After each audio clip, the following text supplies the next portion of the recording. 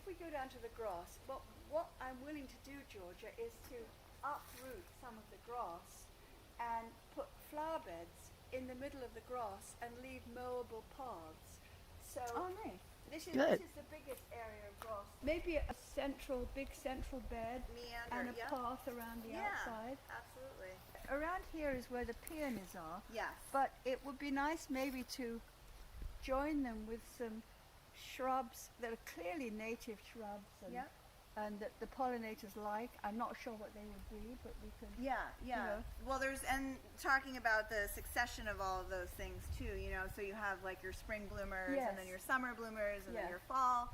Sure. So that's also, once we kind of narrow it down based on the light, the biggest hurdle is just who likes full sun and, and who can tolerate, 4 hours or all that kind of this stuff. native pollinator plant list does group them by sunny, Perfect, dry, and wet sites and so on. And something else came out called Going Native on the Cheap, which I think you said. Oh yeah, I saw Yes. that. That's great. Yeah. Absolutely. Yes. Yeah, I love that. In the fall, we can get the seeds for sure. Oh, okay. Just because that's when they're done blooming. But right now, you could, take a cutting from, from the viburnum or something else that you might want to. Yeah, you're right. It says get the seeds in the fall. Move around. But divide. Now it might be a time to divide the perennials. Yes, absolutely. Yeah. Yep. This is a very good time for that. Making space and deciding what you want. I used to have wisteria. Is wisteria native or is it invasive? So forget replacing the wisteria that didn't make it anyway. Yeah. Okay. Some things can be non-native, but they're not invasive. Right. That's true. That's true. But do the pollinators like them? I mean, Well, some of them they do, but they much prefer usually the natives because they get a lot more from them. Yeah. Right. Exactly. That's what I was saying, kind of alluding to with the annuals, is that it's not like they don't ignore them by any stretch. It's just, I guess this depends on maybe the nutrient value. I do like the thought of putting some native shrubs all along the border, but especially along that border. Yeah, absolutely. I mean, we do have peonies. Yeah. And I can't remember what else we have there. There's astilbe and peonies and these little green guys. They make the yellow. And I think there's a couple nepeta in there. And and lots of monarda, lots of bee balm. Yeah. You have lots Which is great. Yeah, she's got that's wonderful. Tons of bee balm in here. Yeah. Yeah, there's tons over there. Tons of bee balm. There's tons over here. And what about echinacea? We have some. And we do. So so here's the other issue is that are the voles. Yeah, and also so, the groundhogs. Right. And so if you start to walk in here, like we just came and did the spring cleanup, and almost every other step is like walking on a sponge. Yes. Which means that they've just come in here all winter long and dug tunnels. Yeah. And so one thing that we'll have to figure out when we're planting all the new plants is how to protect them, because the one thing that the voles do is just come along and bite the roots off or suck the plant down and move on. Yes. And I think it's a product that is like some kind of a mesh or something like that, that each time you plant a plant, you plant it with that, and then it protects around the roots? Around the roots. Wow. And then so it gives them a chance, I think, to get established. We also have some black-eyed Susans. Oh yeah, you have here, lots of black-eyed which Susans. are natives, I know. Yep. and we can get more of those. Oh, definitely. Yeah. And those divide really nicely. Oh, okay. And here we have the azaleas. Yep. And there's hostas in that bed, I think. Is this? Yeah, there's hostas, and it's called snake. I think they call it snake root. I can't think of the common name for it right now.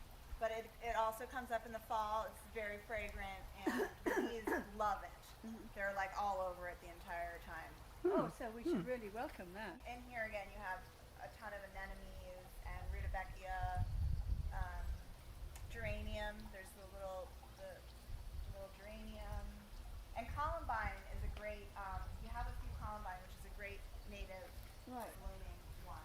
So, is that something that you can kind of divide, or is it we need to buy more? I think we would need to buy more, and then we could try in the fall to save the seeds. Okay. Their root system is very small. So outside this area is this a big grassy area, Georgia, which I used to like because it was grass, because I like grass. But then the moss took over. Apart from areas where I particularly put grass seed. So if there's some kind of wildflowers or something that, I mean, I guess it's a bit acidic, a bit shady, and that's why it's so mossy. Exactly. But if there's some kind of wildflowers or something that would like this area, they're welcome to it. There's definitely an incredible array of forest natives, like if you go like into a deep virgin forest where it hasn't been messed with. So you would be looking for woodland, Yeah. Woodland very specifically, woodland plants. I mean, that, it does get sunnier down this side because the sun comes like that later in the afternoon. But so this is a possible area for less shady things. Okay. But of course, it has to be things the deer don't eat. Right. But we can be creative with that, and Yeah, we have some fencing. netting in Right. the Exactly. So garage. for a little while, just Yeah. waiting for that, and obviously that won't stop the bees from getting to it. Yeah, But it'll keep the rabbits and the deer right. away. What do you do? You put netting? Yeah, you can just put, I mean, it's just sort of like a temporary fence, basically. Yeah. Just, some metal stakes and, Oh, and then some netting. or wooden stakes or whatever, and Yeah. staple it or tie it on. Yeah. Deer fencing. Yeah, right. Yeah. Asters are native, aren't Asters are native. What are they? they? Asters. Yep. Asters, yes. York asters, Yes, yeah. they're wonderful. They're very, Oh, very yeah, good. they eat 'em. Yeah, I don't think that the deer eat asters, but And they're, they would have to be in there. they're anyway. beautiful. Oh, they're I mean, beautiful. do they come from seeds? Well, you or- have some. I know. actually. Yeah. I'd like more. Yeah. Oh, yeah. Absolutely. Yeah. Yeah. We can try. Doug Talamy said if you only plant 3 natives, plant asters, goldenrods, Yep. and sunflowers. Not the annual sunflower. They're talking about like helianthus or they're a perennial sunflower. So there's a variety of those also, which are really great. How and tall do beautiful. they get? They don't get no. Actually, some of them can get about 5 feet tall. Because that fence along there, the back, is Can- a great place for sunflowers. They Yeah, would- absolutely. Yep, absolutely. In fact, I think didn't we try it once there? Yeah, just the sunflowers Yeah. themselves. Yes, exactly. But again, the rodents, they love the annual sunflower for sure. You could maybe do those in the pots, something like that. Because there are different heights for those. So that's something to think about. We have ferns along this bed Yes. going down there. Yeah. Ferns are native, I'm sure. Yeah. Are there I guess they different are, kinds yeah. of ferns? Yeah, there's lots of varieties. Yeah. Yeah. I want to put in sweet fern, which it's not really a fern, Right. but it has this wonderful smell. Evidently the pollinators love it. Oh, great. Yeah. Okay, yeah. And Sweet I love it Right. too. Okay, so that's, yeah. So what did you spray? You sprayed that for deer? Yes, I did. What Yeah. what kind of deer spray do you use? Just liquid fence.